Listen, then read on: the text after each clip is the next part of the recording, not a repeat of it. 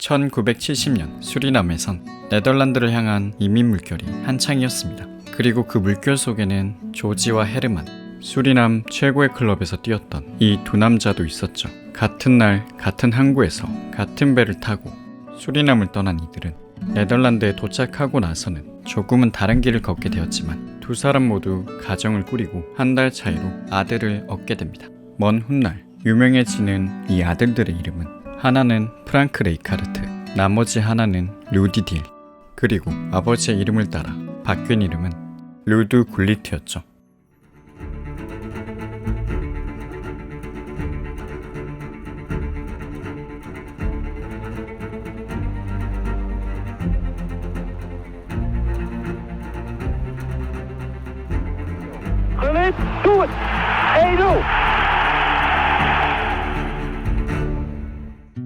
굴리트는 암스테르담에서도 노동자들이 사는 지역에서 자라왔습니다. I've been raised in the Jordan. I was born in Rose Street, let's say the center of Amsterdam near the canals. 평범한 가정이었지만 그의 삶은 평탄하진 않았죠. 아버지가 네덜란드로 온 최초의 흑인 세대였기 때문에 굴리트는 학교에서 정말 몇 안 되는 흑인 아이였죠. 그러다 보니 굴리트는 어딜 가나 주목받을 수밖에 없었고 그 어린 나이에 남들과 다른 자신이 더 열심히 해야 한다는 것을 깨달았습니다. 그렇게 굴리트는 국가대표까지 했던 아버지를 따라 열심히 축구를 하기 시작했죠. 그리고 그의 가족이 요르단에서 암스테르담 서쪽으로 이사해 굴리트는 발보아 광장에서 길거리 축구를 하기 시작했습니다. 그리고 그곳에서 마치 운명처럼 프랭크 레이카르트를 만나게 됩니다. Frank I met for the first time when I was 10. We always met each other to take a tram to go to school. You know, we played every day on Bilbao Square. 그들은 매일같이 축구를 했고 남녀노소 많은 사람들은 발보아 플레인에 모여 미래의 네덜란드를 이끌어갈지도 모를 두 명의 축구 선수를 목격하게 되죠. 같은 수리남 출신의 똑같은 피부색, 여러 면에서 공통점이 많은 둘은 곧 뗄래야 뗄 수 없는 사이가 되었습니다. I went to an amateur team in it's called DWS, and that was a good amateur team. And from there on, you know, people noticed me. 아마추어 클럽에도 함께 입단한 둘은 또래에 비해 훨씬 크고 힘이 세며 기술적으로도 뛰어났고 특히 똑같은 머리 스타일로 구분도 되지 않아 공포의 2인조로 불려졌죠. 그렇게 이 듀오는 네덜란드 청소년 팀에도 함께 뛰기 시작하며 본격적으로 알려지기 시작했습니다. 동시에 모든 빛나는 네덜란드의 유망주들을 모조리 수집하던 아약스가 이 둘에게 관심을 갖기 시작했죠. 아약스는 롯빈을 고용하여 이 둘에게 접근하도록 했습니다. 롯빈은 레이카르트를 설득하는 데는 성공하지만 굴리트를 설득하기엔 너무 늦어버렸죠. 당시 2부 리그 클럽 하를렘의 감독이었던 베리 유즈가 먼저 굴리트의 집을 찾아갔고 그의 문 초인종을 누르며 굴리트의 행선지가 바뀌게 되었습니다. To see his father, and I went there when he was 15. His father said, "Listen, I'm not going to talk about his future now because he's 15. So if you come back next year, we'll talk to you about it." He's 16. Says, "What's the time?" He says, 8 o'clock. I said, "I'll be back on September the 6th at 8 o'clock." And I did that. I went back exactly at 8 o'clock, knocked on the door. 그렇게 1년이 지나 정확히 같은 날 같은 시간 베리 유즈가 다시 한번 굴리트의 집 문을 두드렸을 때 굴리트의 첫 프로 커리어가 시작되었죠. He took really care for me. He prepared me already for the things that could happen, and always told me that your best, whatever you do now, because this is going to be a great journey. 클럽은 굴리트가 들어오자마자 집중적으로 그를 관리하기 시작했습니다. 이 어린 16살 소년에게 구단의 미래가 달려있다고 생각했기 때문이었죠.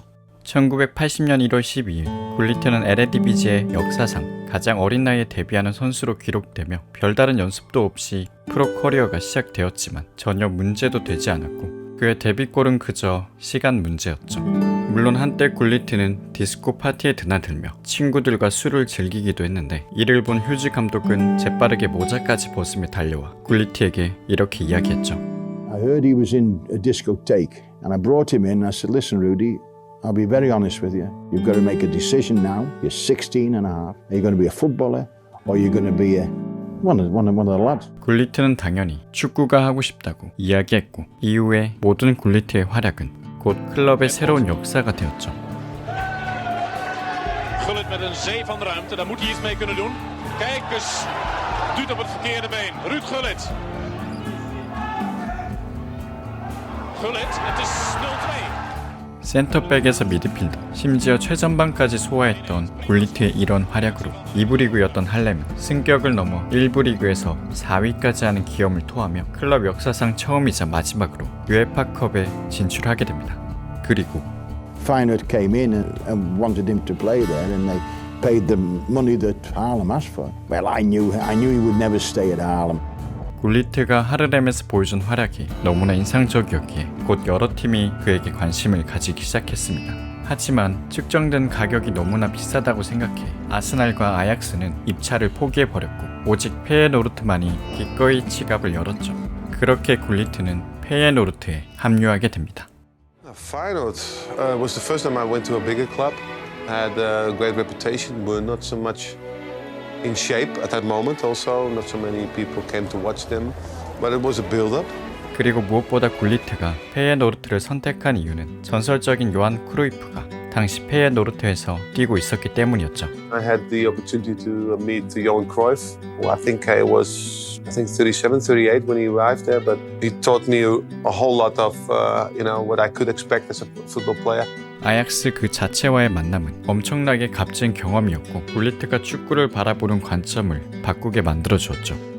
From now on, you're going to take and you're going to have responsibilities. It's not only how you play yourself, but also what you can do for the team. Houtman verlengt op Gullit. Daar is Cruijff zelf met de gelijkmaker. Schrijvers is uitgespeeld. 또 유난히 둘의 호흡은 잘 맞았는데 산전수전 다 겪은 베테랑과 종마 같은 젊은 재능이 어울릴 것 같지 않았던 둘의 시너지가 합쳐져 곧 페예노르트를 성공으로 이끌게 됩니다. 그리고 관중들은 크루이프를 보러 왔다. 독특한 헤어스타일의 어린 소년에 대해 이야기하기 시작했고 굴리트에게 검은 튤립이란 별명을 지어주게 되죠. 그렇게 이 둘의 미친 활약으로 페예노르트는 무려 10년 만에 리그 우승을 달성했고 자국컵 우승까지 차지하며 크루이프는 마지막 유종의 미를 거두었죠. 허나 무엇보다 크루이프에게 뒤지지 않는 존재감을 보여준 굴리트라는 선수의 발견이 네덜란드 축구계에선 가장 큰 수확이었습니다. 굴리트는 페예노르트에서 103경기에 출전해 41골을 기록했고 하르렘 시절을 합치면 무려 203경기 77골을 기록했는데 포지션이 공격수가 아닌 것과 이제 나이가 겨우 23살이란 것을 감안한다면 굴리트는 의심할 여지 없이 네덜란드에서 가장 빛나는 유망주였죠. Nederland, blijf je behouden voor het Nederlandse voetbal? Daar moet ik deze maand even over nadenken. Ik heb een hoop dingen die er nou naar me toe komen. 페예노르트에서의 세 번째 시즌이 끝났을 때 굴리트는 이적을 원했습니다. 감독의 인종차별 발언 때문일 수도, 크루이프가 떠났기 때문일 수도, 레이카르트가 뛰는 아약스가 우승을 했기 때문일 수도 있죠. 허나 무엇보다 굴리트는 더 강한 팀에서 더 높은 수준의 축구를 경험하고 싶어 했습니다. 이때 나타난 PSV 아인트호벤은 그가 원했던 클럽에 가장 가까웠죠. 당시 필립스의 후원을 받은 PSV는 대대적인 투자를 진행하고 있었고 유럽에서도 충분한 경쟁력을 갖춘 팀이었습니다. 그렇게 굴리트는 자신의 세 번째 팀을 맞이하게 되죠. 이적을 마친 뒤 그는 당시 PSV의 감독 히딩크의 지도를 받게 되는데 히딩크는 굴리트를 보자마자 그가 팀의 중심이 되어야 한다는 걸 단번에 알았죠. There he was already a big personality and we had the plans with him to build a team around him in Eindhoven to go for of course the titles in Holland but for also to be a big club in Europe. 그리고 당시 페예노르트 팬들이 굴리트를 늑대라고 부르며 그가 그저 돈 때문에 이적했다고 비난했으나 굴리트는 실력으로 자신이 그럴 만한 가치가 있다는 걸 보여주기 시작했습니다.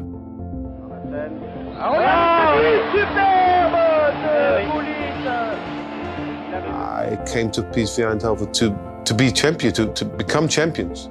수비적인 능력도 좋았기에 어떤 포지션도 소화 가능한 전술적 가치 190cm에 육박하는 피지컬에서 나오는 공중볼 능력과 그럼에도 빠른 스피드, 왼발과 오른발, 멋진 마무리 능력까지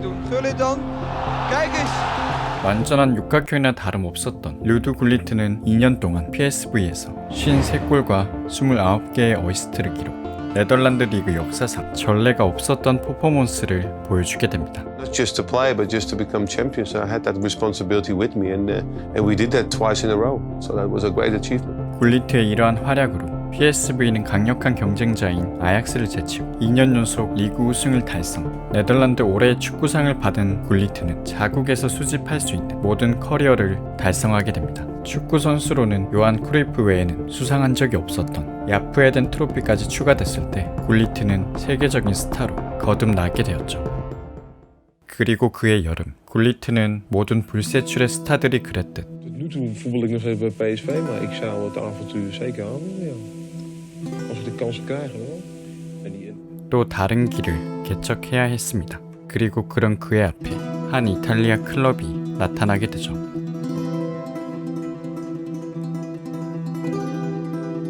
당시 밀란의 구단주 베를루스코니는 바르셀로나에서 열린 프리시즌 토너먼트에서 자신이 구상하는 프로젝트에 걸맞는 새로운 선수를 찾고 있었습니다. 그 프로젝트란 밀란의 부활이었죠. 1980년 밀란은 일명 토토네로 스캔들, 대형 스포츠 도박 사건에 휘말리며 팀의 선수들을 포함해 심지어 밀란의 회장까지 체포당하게 됩니다. 그 처벌로 밀란은 역사상 최초 2부 리그 강등을 선고받았고 많은 선수들이 떠나면서 파산 직전까지 내몰렸죠. 역대급 암흑기를 겪던 그때 미디어 재벌 베를루스코니가 등장해 밀란을 전격 인수하게 됩니다. 그리고 그가 애시당초 밀란을 사면서 했던 생각은 밀란을 세계 최고로 만드는 것을 목표로 했죠. 그리고 때마침 베를루스코니의 눈에 굴리트가 들어왔고 그는 이 선수가 자신의 프로젝트에 부합하는 인물이라 확신하게 되죠. 그렇게 경기가 끝나자마자 밀란은 즉시 굴리트 영입에 착수했습니다. 밀란의 보드진들은 PSV 선수들이 묵고 있는 호텔을 몰래 찾아갔죠. 기술 관리자였던 아리에도 브라이다는 굴리트를 직접 만나 다음 시즌에는 밀란에서 뛰라고 그에게 이야기했습니다. 그렇게 밀란이 축구 역사상 처음으로 100억 원대 몸값을 지불하면서 굴리트는 이탈리아로 모험을 떠나게 됩니다. It was crazy. I never felt it was like a weight on my shoulders. The amount of money that they paid for me. It was a new adventure. It was something I always dreamt of. 밀란의 사키 감독은 굴리트의 영입을 반가워했습니다. 그가 자신의 추구하는 전술의 마지막 퍼즐 조각이라는 것을 알았죠. 허나 시즌 초 밀란은 세간의 기대와 달리 기복이 심한 경기력을 보여줬습니다. 팀 전술이 아직 녹아들지 않아 밀란은 강력한 스쿼드를 구축하고도 초반 부진을 거듭했죠. 하지만 서서히 돛에 바람은 불기 시작했습니다. 그 바람을 일으킨 자는 당연히 루드 굴리트였죠. Una palla d'oro per Gullit che vola e sorprende sul tempo tutta la difesa nerazzurra. E Gullit riesce a fare il giro di tutta la difesa azzurra e a segnare il terzo gol. 사키의 전술이 정착되기 전 굴리트는 밀란을 홀로 이끌다시피 하며 시간을 벌어주었고 첫 시즌 만에 그는 밀란의 에이스로 자리 잡았죠. 당시 굴리트의 활약은 나폴리의 마라도나와 비교가 될 정도였습니다. I was without any fear. I didn't care against who I played as long as I could play. I think it was one of the most spectacular years I had. I think the first year with Milan. 심지어는 나폴리와 첫 맞대결, 굴리트는 그 경기에서 가장 빛나는 퍼포먼스로 나폴리를 4대1로 제압하게 되죠.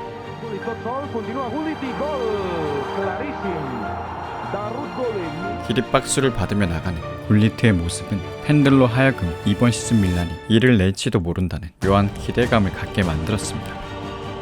그리고 마침내 사키의 전술이 정상화, 아니 안정화되기 시작하자 밀란은 초반의 부침을 극복하고 리그 탑 테이블에 안착하게 되죠. 이제 나폴리와는 겨우 1점 차. 산시로에서 열리는 나폴리와의 2차전은 우승을 확정짓기 위한 마지막 관문이었습니다.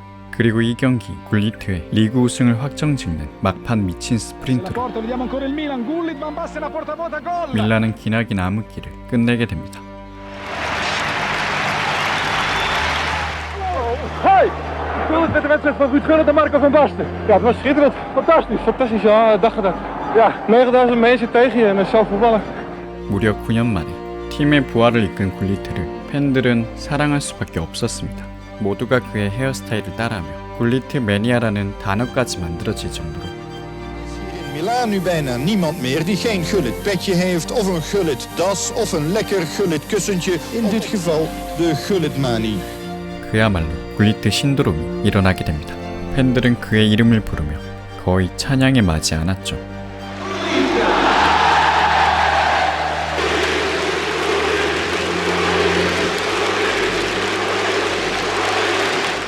그리고 이 시즌 PSV와 밀란에서의 활약으로 발롱도르를 수상, 유럽 최고의 선수로 인정받으며 그야말로 최고의 한 해를 보내게 됩니다. 하지만 더 큰 게 하나 남아있었죠. 1974년과 1978년 토탈 풋볼을 앞세운 네덜란드는 월드컵 결승을 2번이나 오르며 최고의 황금기를 맞이했었습니다. 허나 이후 요한 크루이프를 포함한 주요 선수들이 이탈하자 네덜란드는 2년 연속 월드컵 예선에서 광탈하며 급격한 암흑기를 맞이했죠. 하지만 그 어둠 속에서 젊은 재능들, 굴리트를 중심으로 새로운 세대들이 빛을 발하기 시작했습니다. Het summen dat je daar het heft in handen nam. De kans voor Gullit op 3-2, het is 3-2. En wat een schitterende wedstrijd speelt de 21-jarige Feyenoorder. Je had een hele talentvolle groep die opkwam.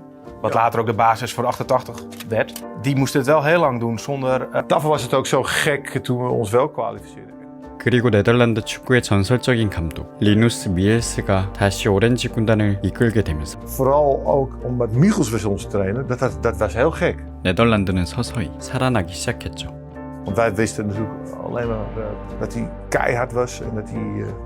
nou, dat viel allemaal best wel mee. Dat was helemaal niet zo. En toen zeiden ja, dat hoeft ook niet. Want jullie waren al profs. 하지만 이때 뛰고 있던 선수들 중 그 누구도 자신의 이름을 역사에 남기는 순간이 다가오고 있다는 사실은 눈치채지 못했습니다.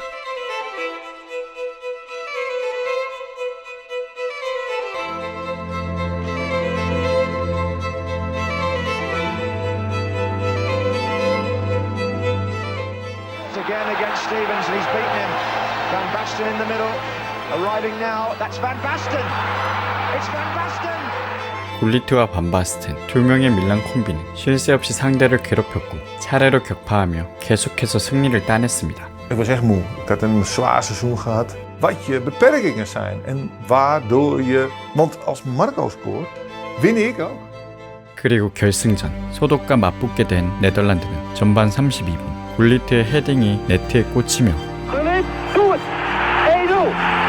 승기를 잡았고 반바스텐이 결승골을 넣으며 네덜란드는 역사상 최초로 유로 우승을 차지하게 되죠.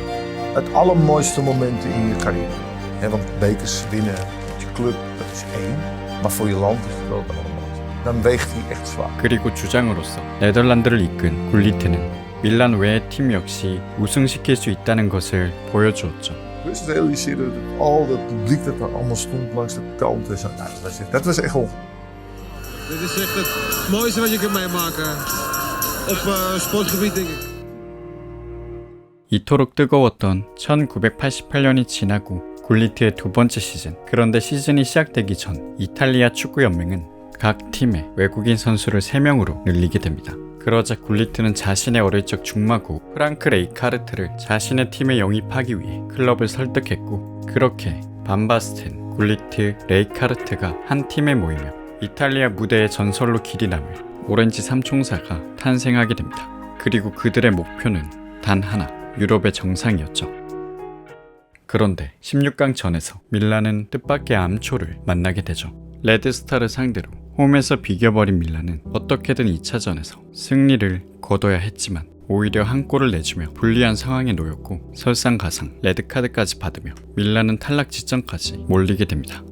그런데 갑자기 정체 모를 안개가 경기장 전체에 덮였고 경기는 그대로 취소됩니다. 정말 천운으로 부활한 밀란은 다음날 바로 치러진 재경기에서 승부차기 끝에 승리를 거두며 가까스로 4강에 진출하게 되죠. 찝찝한 승리였으나 이어지는 4강전 밀란은 레알 마드리드를 상대로 자신들이 결승에 갈 자격이 있다는 걸 보여주게 됩니다. Cross, il colpo di testa di Rijkaard del 2-0. Cross, Gullit, gol! E sono 3 per Van Basten, il gol! 오렌지 삼총사가 모두 득점을 기록하며 그 레알 마드리드를 상대로 5대0 역사적인 스코어를 만들어냈고 마드리드에게 가장 슬픈 밤을 만들어준 밀란은 이제 결승까지 한 걸음만이 남아있었죠. 하지만 불행히도 이 경기에서 굴리트의 반월판이 부러지는 사고가 일어났습니다. 결승전까지 고작 한 달 남짓한 시간 출전이 불가능해 보였지만 어떻게든 결승전에 뛰고 싶었던 굴리트는 빠르게 수술을 결정하죠. 단 자신의 선택으로 인한 결과는 사실상 미래에 맡겨둔 채 굴리트는 수술 후 회복에 전념했습니다. 그렇게 결승전에 출전한 굴리트는 그날 2골을 넣으면서 자신의 선택이 틀리지 않았음을 보여주었죠. I think that we were at that moment we were on our top as a team. 그리고 한동안 이 트리오가 세계 축구를 지배할 거라 사람들은 믿어 의심치 않았습니다. 1989년 더 컬러풀 11이라는 축구 선수들로 이루어진 단체는 수리남에서 자선 경기를 열기 위해 세계에 흩어져 있는 수리남과 네덜란드 선수들을 불러 모으기 시작했습니다. 그리고 이 선수 명단엔 당연히 레이카르트와 굴리트도 포함되어 있었죠. 하지만 밀란에선 선수들이 시즌이 끝나고 그들이 불필요한 여행을 하는 것을 허가하지 않았습니다. 그리고 얼마 지나지 않아 자선 경기를 하기 위해 수리남으로 떠난 선수들은 큰 사고를 당하게 되죠. 굴리트는 이 사건으로 많은 절친을 잃고 말았고 큰 충격을 받고는 레이카르트와 함께 곧바로 수리남으로 가 애도를 표했습니다. Ik zou willen zeggen, Jerry, als je me nu kan horen. 그리고 슬픔을 채 추스리기도 전에 또 다른 악재가 굴리트에게 터지게 되는데 시즌을 준비하던 도중 자신의 몸에 이상을 느끼게 된 거죠. 과거 PSV 시절부터 잦은 무릎 통증에 시달렸던 굴리트는 밀란에서도 그 데미지가 쌓여왔고 특히 유러피언컵 결승전을 치르기 위해 진행한 급한 수술은 결국 그의 반월판뿐만 아니라 연골까지 손상되게 만들었습니다. 결국 자신의 2번째 시즌 리그 2경기 출전에 그치며 시즌을 통째로 날려버렸죠. 그러나 굴리트의 상황과는 반대로 밀란은 승승장구하며 다시 한번 유러피언컵 결승전에 진출했고 레이카르트의 결승골로 밀란은 2년 연속 유럽의 정상에 오르게 됩니다. 그 결승전에서 짧게 모습을 드러내며 영광을 같이 누린 굴리트였지만 월드컵이 코앞으로 다가오고 있었습니다. 하지만 네덜란드 대표팀의 분위기는 유로 때와는 180도 달라져 있었습니다. 아약스 출신의 선수들이 파벌을 만들어 국대팀을 흔들기 시작했고 이에 반발한 나머지 선수들과 충돌을 일으키면서 내부 불화가 시작되었던 것이죠. 팀의 주장이었던 굴리트는 자신의 힘으론 이 사태를 해결할 수 없다고 판단해 선수진과 함께 요한 크루이프를 대표팀 감독으로 요청했습니다. 하지만 실권을 잡고 있던 미엘스는 어째서인지 옛 제자인 크루이프가 아니라 TS 리브레츠를 감독 자리에 앉히게 되죠. 이 선택은 당연하게도 선수들의 반발을 불러일으켰고 특히 이미 과거에 악연이 있었던 굴리트는 감독 선임에 대한 불만을 칼럼을 써서 비판하기도 했습니다. Tussen Ruud Gullit en Thijs Liebrechts is het niet beter op geworden. In diverse gesprekken met de bondscoach hier in Helsinki heeft Gullit niets teruggenomen van zijn kritiek. 결국 선수진들의 반발이 심해지자 리브레츠는 해임되었고 그 자리에 미엘스가 앉아 대표팀을 지도했지만 팀 분위기가 도저히 수습되지 않아 곧바로 사임을 결정했죠. 그렇게 월드컵이 코앞인 상황에서 급하게 새로운 감독이 투입되었지만 이번엔 코치와 감독 간의 다툼이 생겨 실제로 코치에게 죽방 아니 주먹을 코에 맞은 듯한 감독이 공식 석상에 모습을 드러내기도 했죠. 감독은 화분에 부딪혔다고 둘러대긴 했지만 그 진실은 뒤로한 채 그야말로 개판 5분 전 네덜란드는 월드컵으로 향하게 됩니다. 그리고 당연하게도 네덜란드 대표팀은 부진을 거듭했습니다. 굴리트 역시 별다른 영향력을 보여주지 못하면서 네덜란드는 소독에 패하며 대회를 조기에 마무리했죠. 최악의 월드컵이 끝나고 굴리트는 건강한 몸으로 밀란으로 돌아왔죠. 그리고 부상이 없는 그는 밀란의 팬들이 기억하고 있던 검은 튤립이었습니다. Pasticciano i difensori del Verona e Gullit. 그런데 그해 밀란에게 예기치 못한 사건이 일어납니다. 유러피언컵 8강 밀란은 마르세유의 거센 저항에 부딪혔고 급기야 골을 허용하며 탈락 위기에 처했죠. 시간도 얼마 남지 않았던 상황. 그런데 갑자기 경기장 조명이 꺼지게 됩니다. 그 자리에서 경기는 중단되었고 경기장은 한동안 야유와 소음으로 가득 찼죠. The crowd getting restive. This is a very dangerous situation. Il regolamento dice che le luci devono essere accese. Le luci sono spente, non è, questo è il regolamento, non può. 조명은 약 15분 후에 정상적으로 복구되었으나 밀란의 선수들은 경기 재개를 거부했습니다. 그러자 심판은 밀란의 귓검패로 간주. 마르세유의 승리로 경기를 끝내게 되죠. 여기에 더해 UEFA는 밀란에게 다음 시즌 모든 유럽 대회를 출전하지 못하는 중징계를 내리게 됩니다. 그리고 이 사건으로 챔피언 밀란의 위상은 깎여나갔고 역풍을 맞아 배가 잠시 멈추자 그동안 골마왔던 내부 문제들이 터져나오기 시작했죠. 밀란의 승리만을 추구하는 문화, 그리고 사키 감독의 매일 반복되는 훈련과 엄격한 시스템으로 인해 선수들에게 불만이 나오기 시작했고 성적이 나오지 않자 감독과 선수의 관계도 악화되어 갔죠. 결국 꺼져가는 밀란의 분위기를 환기시키기 위해 베를루스코니는 사키의 해임을 결정했고 그렇게 사키의 제국은 막을 내리게 됩니다.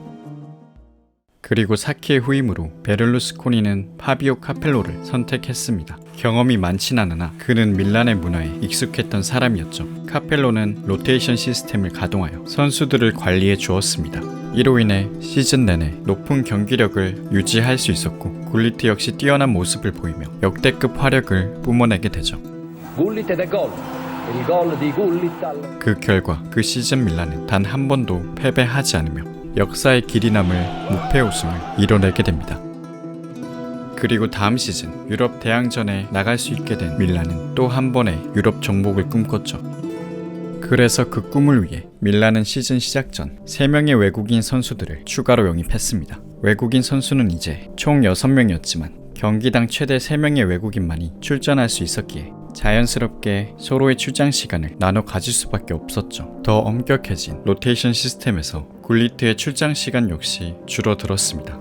그리고 이러한 상황에서 굴리트는 다시 한번 부상을 당하게 됩니다. 그리고 이 부상은 그의 밀란에서의 입지를 잃게 만들었죠. I could play 3 matches in a week.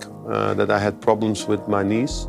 부상에서 복귀한 후에도 경기에 뛰지 못하는 일이 생기기 시작했고 교체 역시 잦아지며 자존심 강한 네덜란드 스타의 불만은 커져만 갔습니다.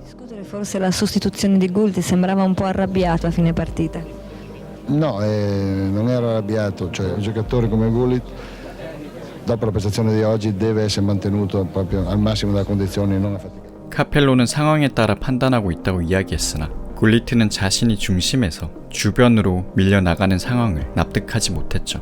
The bad thing for me was that I couldn't prove it because they didn't give me the possibility to show.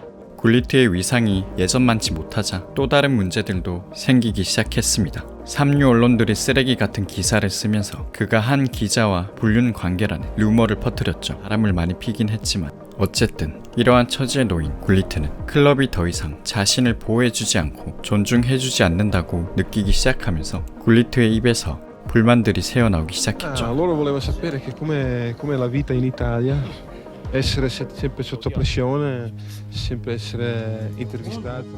팀에 대한 비판 외에도 훈련장에 나타나는 구단주의 모습을 부정적으로 언급하기도 하며 모두까기 인형이 되어가고 있었는데요. 이후 경기 명단에조차 포함되지 않자 결국 격분한 굴리트는 카펠로와 심한 말다툼을 벌였습니다. 물론 이 싸움은 클럽의 잡음을 원하지 않는 구단주에 의해 외부로 새어나가진 않았죠. 하지만 이미 카펠로와 굴리트의 불화는 공공연한 비밀이었습니다. 잡음은 끊이지 않았고 한때 밀란의 에이스는 어느샌가 클럽의 애물단지로 전락해 있었죠. 허나 이런 굴리트의 상황은 안중에도 없다는 듯 밀란은 승리 행진을 멈추지 않았고 다시 한번 스쿠데토를 차지하게 됩니다. 여기에 유러피언컵 결승전까지 진출해 유럽 정상을 목전에 앞둔 상태. 그리고 아이러니하게도 결승전이 펼쳐지는 뮌헨의 올림픽 스타디온은 굴리트 자신이 최고의 영예를 안았던 그 경기장이기도 했죠. 그렇기에 굴리트는 출전 의지에 불타올라 있었지만 킥오프 몇 분 전 굴리트는 명단 제외를 통보받게 됩니다. 그리고 이것은 밀란의 작별 인사를 뜻했죠.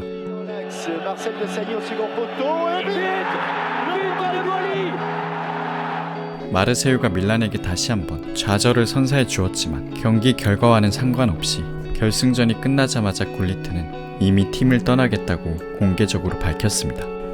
1년의 과정을 봤을 때 그리 썩 아름답진 않은 이별이었죠. 절친 레이카르트도 같은 해 밀란을 떠나며 오렌지 삼총사의 시대는 끝을 맺게 됩니다. 1993년 여름 삼프도리아의 회장 파올로 만토바니의 적극적인 설득으로 굴리트는 삼프도리아로 임대 합류하게 되죠. 팀에 합류하자마자 굴리트는 이곳에 온 것이 자신의 평생의 선택이라며 출사표를 던졌지만 사실 삼프도리아의 팬 대부분이 그의 영입을 반가워하진 않았습니다. 굴리트는 이제 31살이었고 5번 이상의 수술과 합병증으로 부상만 안 당하면 다행인 퇴물 선수로 인식되었기 때문이죠. 하지만 클럽의 분위기는 굴리트에게 더할 나위 없었습니다. 모두가 굴리트를 환영해 주었고 특히 감독 에릭손은 굴리트에게 존중을 바탕으로 그와 소통을 했죠. 여기에 밝고 자유로운 제네바에서 굴리트의 심적인 부담감도 눈 녹듯 사라졌죠. 이곳은 그야말로 굴리트가 실력을 최대로 발휘할 수 있는 최적의 환경과 다름없었습니다. 그렇게 시즌이 시작되고 데뷔전에서 골과 어시스트를 기록한 굴리트는 부활, 아니 자신의 커리어 하이급 활약을 펼치기 시작했죠. When I went to Sampdoria, I think I showed everyone that was not the case, that my knees were okay. 삼프도리아에서 비로소 자신의 정체성을 되찾은 굴리트는 31경기 15골을 기록, 그가 이탈리아로 온 이래 가장 많은 득점을 올리게 됩니다. 전성기를 뛰어넘은 굴리트의 활약으로 And we won also the Italian Cup. 삼프도리아는 코파 이탈리아에서 우승까지 차지하며 굴리트는 누구도 감히 예상하지 못했던 커리어 반전을 선보였죠. 그리고 이 시즌의 백미는 당연코 삼프도리아와 밀란의 경기였죠. 언론은 굴리트와 전 소속팀의 만남을 대대적으로 홍보하며 사람들의 관심을 끌었습니다. 물론 굴리트는 이에 대해 어떠한 코멘트도 남기지 않았지만 그가 어떤 각오로 이 경기에 임했는지는 결과로 알 수 있죠.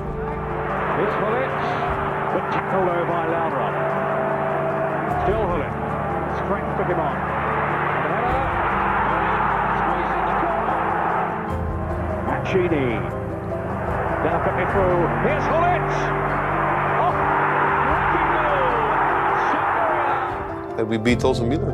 Normally you would not cheer so much, but for me the frustration of not showing it and also not giving me the possibilities, although you talked about it, was for me a victory on itself. 굴리트가 역전골로 밀란을 제압한 사건은 순식간에 이탈리아 전역에 알려졌습니다. 그가 복수에 성공했다는 이야기가 모든 신문의 헤드라인으로 쓰여졌고 카펠로와 데뷔된 굴리트의 짧은 소감은 활용점정이었죠. 삼프도리아에서의 활약으로 밀란은 굴리트를 다시 불러들였습니다.